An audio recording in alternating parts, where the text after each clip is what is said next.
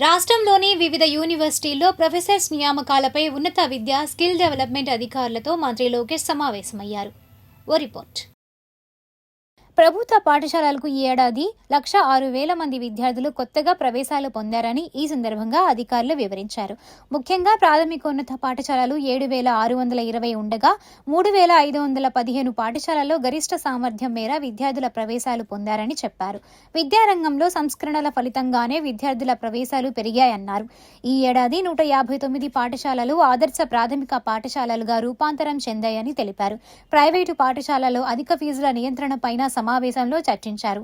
అధిక ఫీజుల నియంత్రణకు ఇతర రాష్ట్రాలు అవలంబిస్తున్న విధానాలను అధ్యయనం చేయాలని ఈ సందర్భంగా మంత్రి ఆదేశించారు.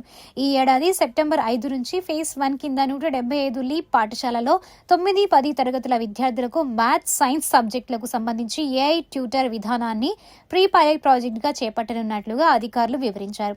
భవిష్యత్తులో క్లిక్కర్స్కు ఏఐ ట్యూటర్ను అనుసంధించాలని ఈ సందర్భంగా మంత్రి సూచించారు. ఐఈఆర్పీఎస్ రెగ్యులరైజేషన్, హైస్కూల్ ప్లస్లలో గెస్ట్ లెక్చరర్ల రిక్రూట్మెంట్ అంశంపైన సమావేశంలో చర్చించారు. అమరావతిలో స్టేట్ సెంట్రల్ లైబ్రరీతో పాటు విశాఖలో డిస్ట్రిక్ట్ సెంట్రల్ లైబ్రరీ, మంగళగిరిలో స్కిల్ ఎక్సలెన్స్ సెంటర్ ఏర్పాటుపైన సమావేశంలో చర్చించారు. ఇందుకు సంబంధించిన భవన నమూనాలను మంత్రి పరిశీలించి పలు సూచనలు చేశారు.